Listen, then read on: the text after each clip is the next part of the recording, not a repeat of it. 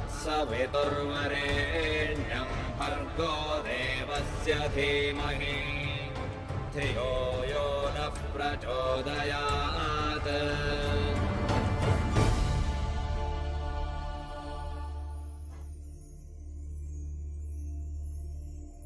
नमस्ते। साप्ताहिक कार्यक्रम वेद की शिक्षा में आप सब लोग के अभिवादन करते जा। परमपिता परमेश्वर से प्रार्थना है कि आप जहाँ भी होइबा, जैसे भी होइबा, स्वस्थ होइबा, तंदुरुस्त होइबा, सुरक्षित होइबा और ये हमनी के साथ जुड़गल होइबा। वेद की शिक्षा है वेद संबंधी कार्यक्रम है। वेद के हर एगो पन्ना उलाट के जो मंत्र मिलेला ओके विषय बनाकर आनीला जा और आप तक पहुँचाएला जा। ये प्रोग्राम उपलब्ध बा यूट्यूब पर भी और दिखते जा कि दिन ब दिन हमनी के जो व्यूअर्स लोग बा, जो हमनी के दर्शक लोग बा, लोग के मात्रा बढ़ले जात बाते और पुरान प्रोग्राम के व्यूज़ भी बढ़ले जात बाते। कर खातिर बहुत बहुत धन्यवाद। याद रखिया ये प्रोग्राम यदि मिस कर गएला या समय नहीं हुई देखे के तो सकबा यूट्यूब में भी देखे। हर एगो प्रोग्राम हौजा पर ही हमनी स्थापित कर ले जा। और ये भाई बहन लोग जिस जानेला जा कि वेद की शिक्षाएं कार्यक्रम में वेद के बाद चलेला और ये कार्यक्रम सहयोग के साथ चलेला आर्य रविवेद प्रचारिणी सभा मॉरिशस के सहयोग से। और आज आर्य रविवेद प्रचारिणी सभा मॉरिशस से आचार्य सुनील जी के स्वागत करते जा। आचार्य जी तोहर स्वागत है।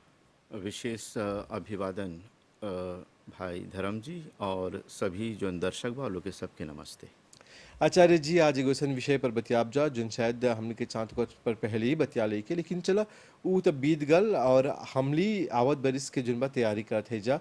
अभी हाल में सब कोई संक्रांति मनैली जा और देख ली जा कि संक्रांति एगो सन पर्व है जहाँ पर खुशी बा, उल्लास बा, खिचड़ी पकेला, मिठाई पकेला, हर प्रकार के प्रावधान होवेला संक्रांति के अवसर पर। और ये भी बोलल जाला कि संक्रांति में जोन बातें सूर्य एक जगह से एक स्थान से दूसरे स्थान पर जाला।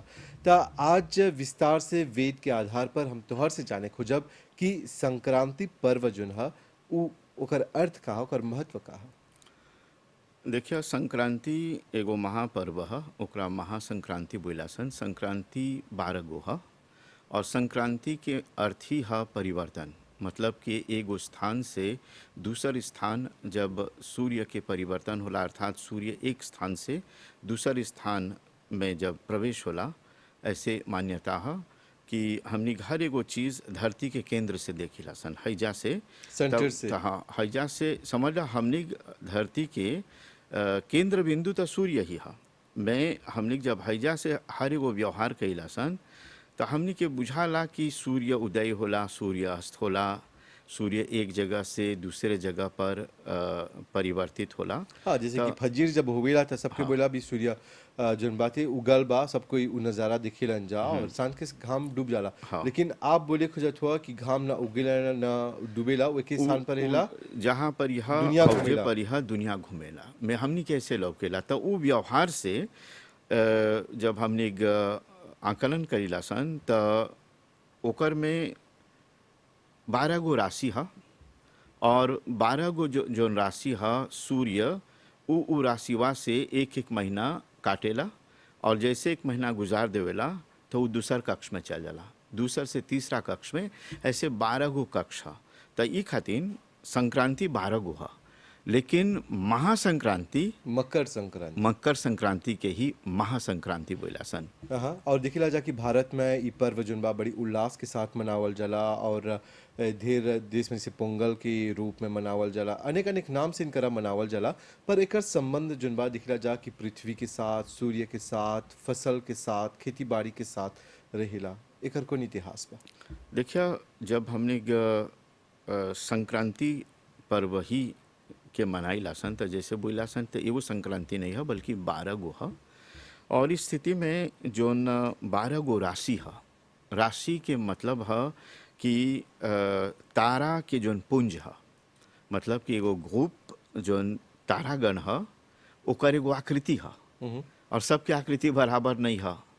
अब मानिए जाए कि वृषभ बोलबा, वृषभ बैल के बोल जाला तो बैल के आकार के जो तारागण है तो ओकर नाम वृषभ दलाल बा।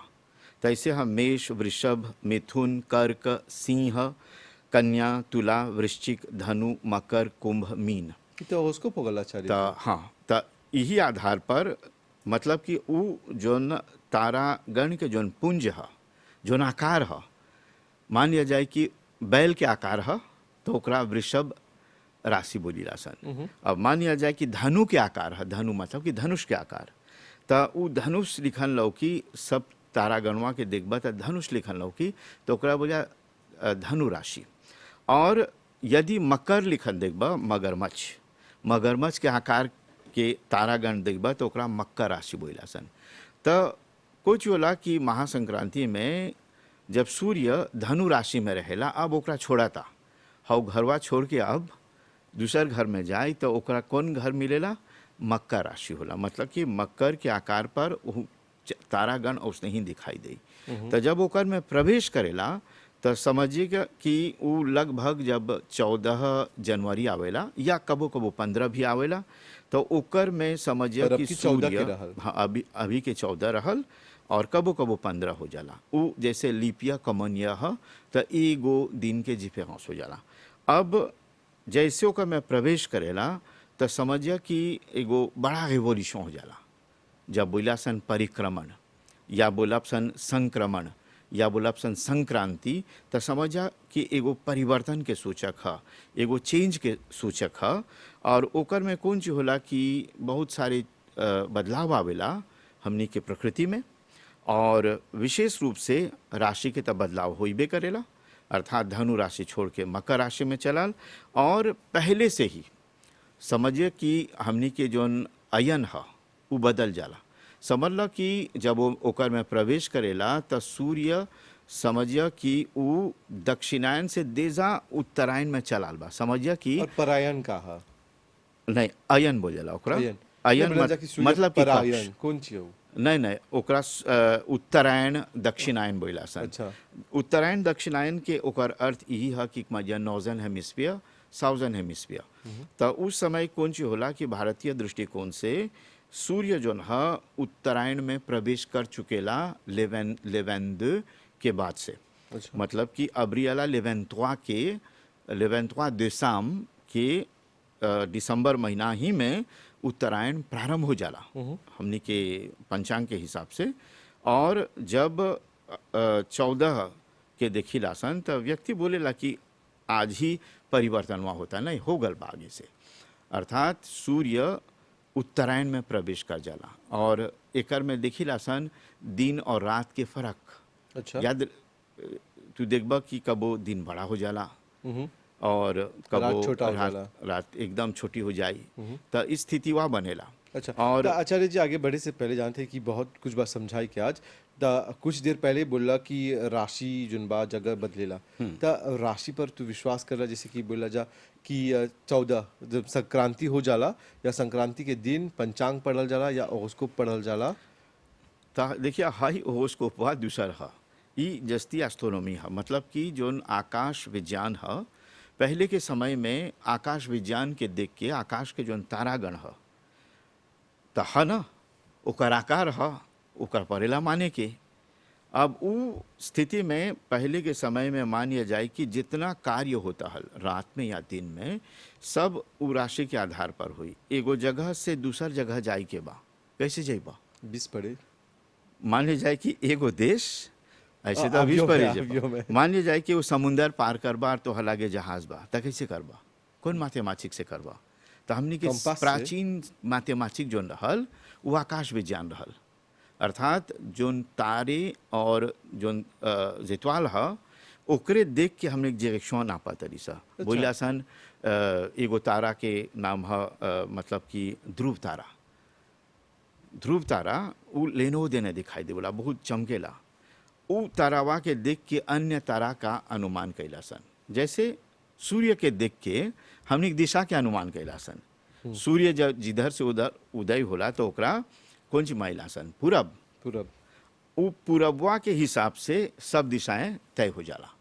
तो उसने ही पहले के समय में मानिए जाए कि भारत से वह अमेरिका जाए के तो वो तारे के हिसाब से डायरेक्शन तय होता है।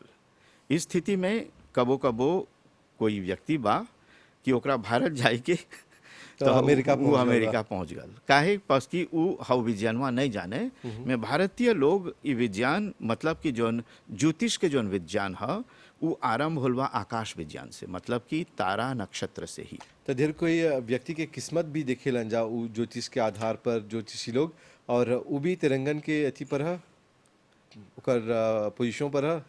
देखा ई त जोन फलित ज्योतिष ह ई समझ कि वेद से परे ह, वेद की सत्यता से परे ह। जोन गणित ज्योतिष ह मतलब कि मैथमेटिक्स मैथमेटिक्स। वही सही ज्योतिष है।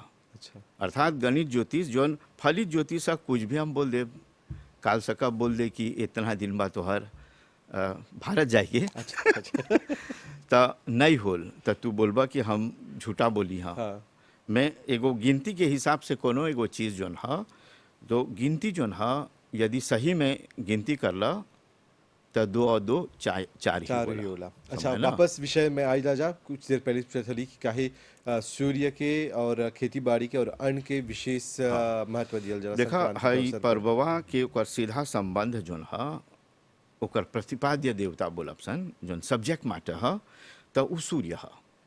और सूर्य जोन है ई समझिए कि ब्रह्मांड के केंद्र बिंदु है, और एकरे से हमने बहुत सारे ऊर्जा ले लासन। सूर्य मतलब कि श्री गतव और शु प्रेरणय धातु से ई शब्दवा बनल बा, जेकर अर्थ है जे प्रकाश के पुंज है, प्रकाश देवेला, ऊर्जा देवेला और जड़ चेतन में शक्ति के संचार करेला और ब्रह्मांड के केंद्र शक्ति है।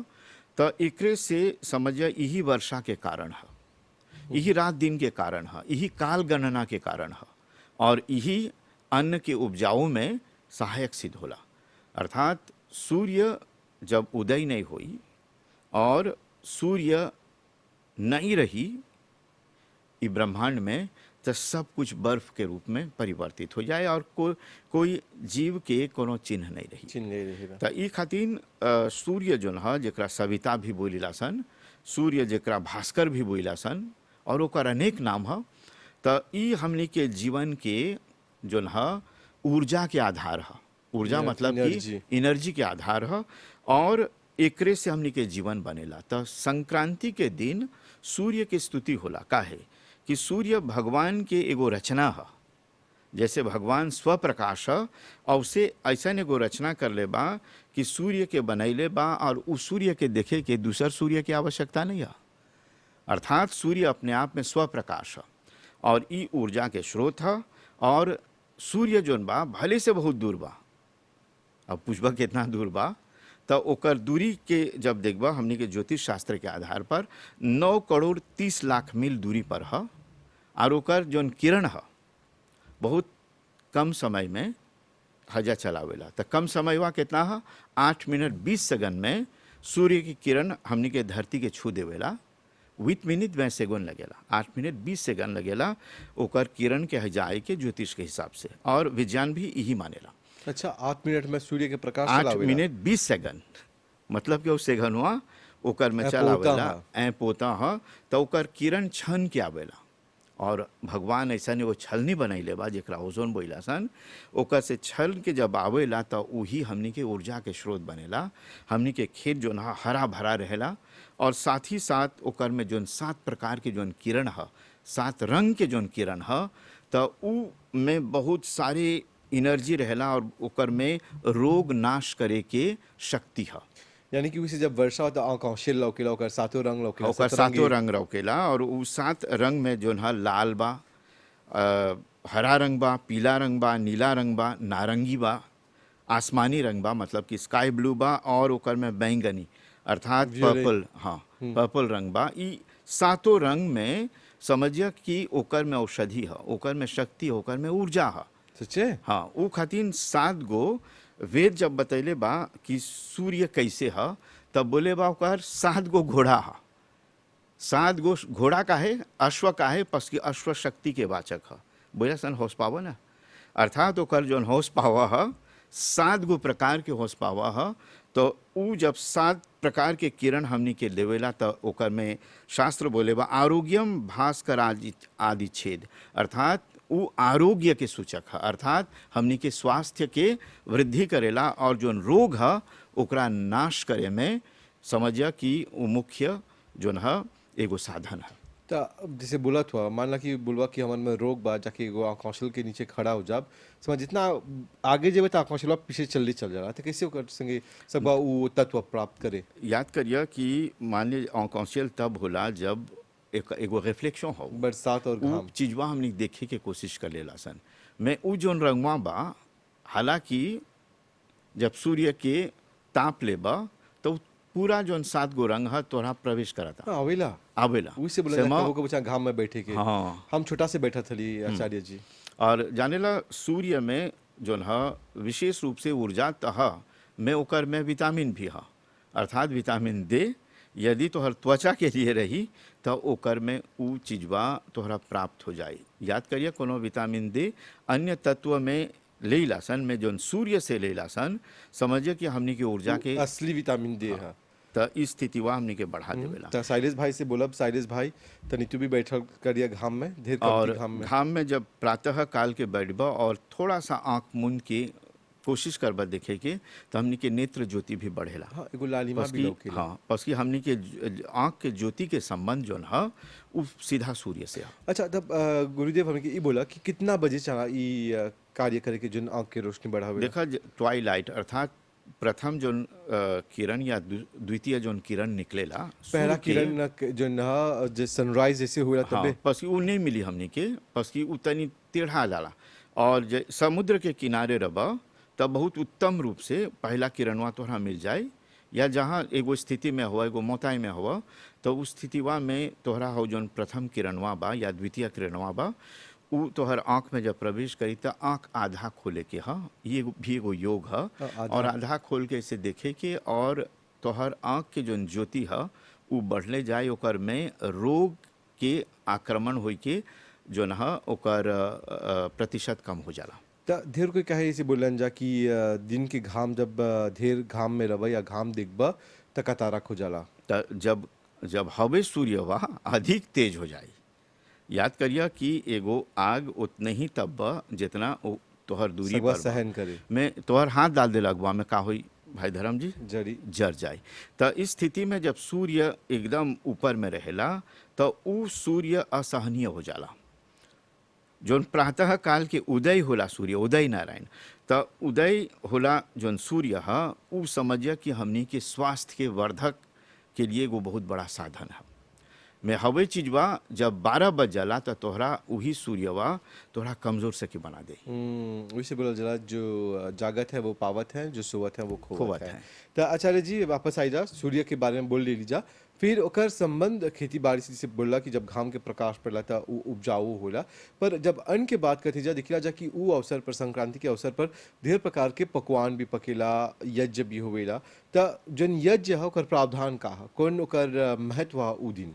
देखा संक्रांति के दिन यज्ञ करे के विधान है और ये हमनी के शास्त्र में भी बा और आर्य पर्व पद्धति में भी एक उल्लेख बार सब वेद मंत्र से आहुति दे के है।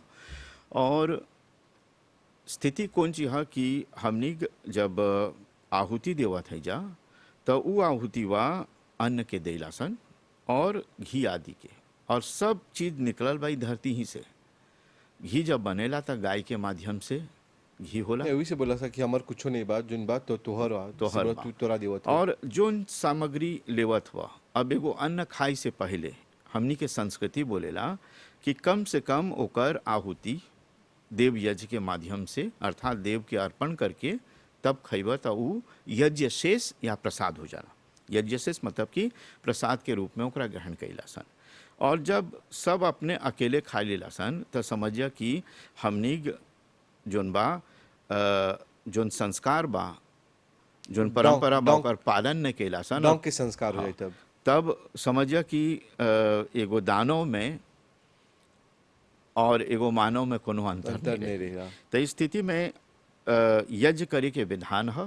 यज्ञ करना के बाद जोन अन्न बोइले हवा या जोन अन्न पहले हवा धरती से ओकरा लेके उ अन्न के सामग्री में मिला दे के या उ अन्न के पका दे के और ओकर आहुति जोन बा विशेष आहुति अग्नि में दे के हा। अच्छा का हजा पर ही यज्ञ के महत्व पर जननी जा काहे कर यज्ञ होएला जन हमनी प्राप्त करे जा चला देवी देवता लोग के जुन बा जिसे बताओ चढ़ाई के चला ओकर आप चढ़ाई नहीं बोलबा बल्कि ओकर आहुति दे के फिर हाँ हाँ फिर ओकर बाद देखला जा कि उ विशेष दिन पर अनेक प्रकार के मिष्ठान बनेला जैसे कि तिल बा गुड़ बा ओकर संगे संगे गजक बा तैयार होएला भारत में मॉरिशस में बहुत कमती लौकेला हजा परी कबो कबो कोई बात तिल के मिठाई आन के थी देवेला पर हौजा परी गुड़ तिल के बहुत बड़ा महत्व रहेला और ये भी मानल जाला कि संक्रांति के दिन चहेला तिल के तेल से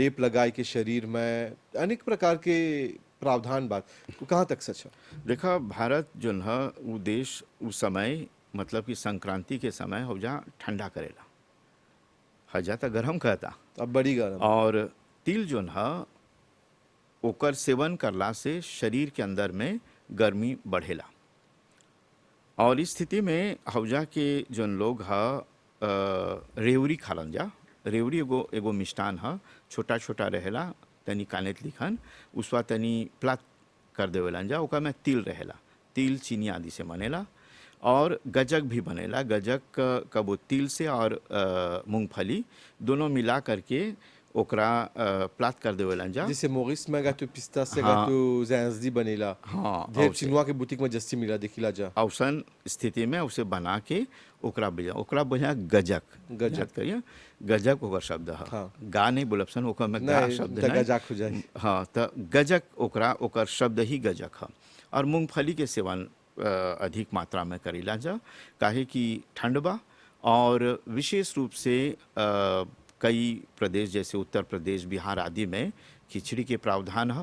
वही तौर से पूछती खिचड़ी का है काहे कि हर जन्म से लेके आज तक हर संक्रांति के अमरमा खिचड़ी पका के खियावेला तो हमनी के जोन पूर्वज लोग आल रहल ई जानवा लोग के रहल कि संक्रांति के दिन एगो अन्न जोन है ओकर तैयारी करेगे मतलब कि अन्न में चावल बा भारत में भी पकेला खिचड़ी हाँ, दाल बा हाँ भारत के जो ओकर खिचड़ी है 3 गो चीज़ों से मिश्रण हो जा परी ओकर में तिल डालेलन जा चावल रही और दाल रही मूंग के दाल तो तीनों के बराबर अच्छा, हम तो जानते हैं मूंग की दाल का हमनी के दर्शक लोग शायद नहीं समझे मूंग की दाल कौन से देखा ऐसा एगो दाल है जोन एकदम हरा रहेला एगो दाल जोन है एकदम हरा रही और दानेदार रही यानी मोटा दानेदार जैसे बोला जा ज़ॉम्बेरिक से ओकर हाँ ज़ॉम्बेरिक वेया हाँ। ओकरा बोलेला मूंग तब मूंग काहे पसी सात्विक है ओकर में ब्लड प्रेशर मतलब कि तौचों के ओकर में कोनो लाउची में रहेला लाउची में रहेला तो ई बहुत सात्विक दाल है और खास करके स्वास्थ्यवर्धक है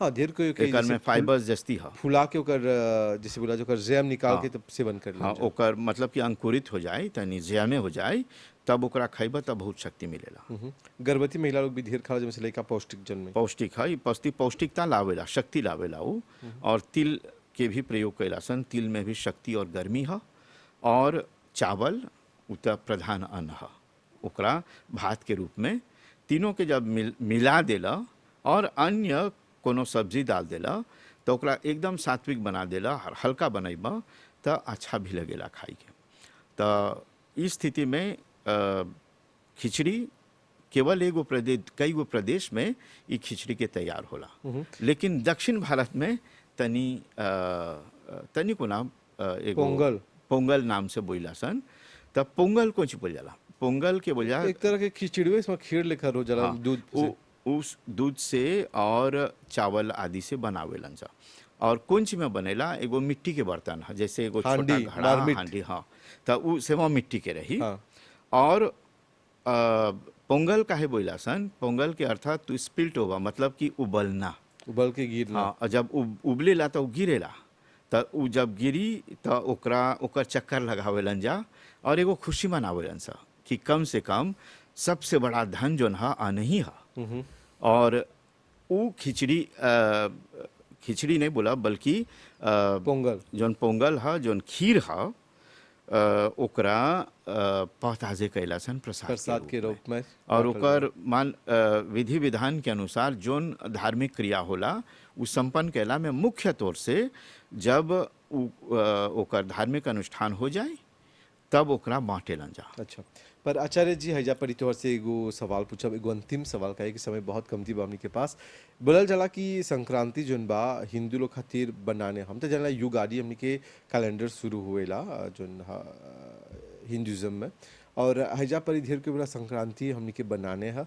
और ई अवसर पर जोन बाती बनाने के तौर पर जैसे बाती सेवन करेलन जा मादक द्रव्य इत्यादि के, सचमुच में हमनी के बनाने हो? देखा ई बनाने मतलब कि जब बोलब सन नव वर्ष तो अच्छा बा सब दर्शक लोग जान जाए कि ओकरा हमने नव वर्ष नहीं बोल के केवल संक्रांति बोलब सन कि वो महापर्व है। नव वर्ष हमनी के जौन पंचांग प्रारंभ होला तो उ चैत्र शुक्ल प्रतिपदा ओकरे युगादि बोलबा या उगादि बोलबा या ओकरा नव संवत्सर बोलबा। और उ चैत्र महीना के ओकर प्रथम तिथि शुक्ल पक्ष के दिन प्रारंभ होला, बल्कि संक्रांति हमनी के जौन पंचांग के दृष्टि से या ज्योतिष के दृष्टि से ओकरा नया वर्ष नहीं मानल गल बा, बल्कि वो महापर्व मानल गल बा। और ये पर्व सूर्य से संबंधित है, तो हर अन्न से संबंधित है, तो हर स्वास्थ्य से संबंधित है, तो हर पशु आदि जोन साधन बा ओकर से संबंधित है। मैं नया वर्ष यही बोलब कि वो चैत्र महीना के जोन प्रथम तिथि है शुक्ल पक्ष के दिन जकरा हमने युगादि या उगादि बोलब सन, वही हमने के नया वर्ष। आचार्य जी अइला आज और इतना सुगम रूप से हमनी के समझैला, एकर खातिर करजोड़ धन्यवाद तोहरा। करजोर धन्यवाद धर्म जी आपको भी, और जितना दर्शक लोग हमनी के सुनलक उ लोग को भी धन्यवाद। तब भाई बहन लोग, ये रहल आज के हम ये कार्यक्रम वेद की शिक्षाएं तोहर साथ लेकर खातिर बहुत बहुत धन्यवाद। पूरी टीम की तरफ से शुभ रात्रि, नमस्ते, मिलब जा आवत सप्ताह।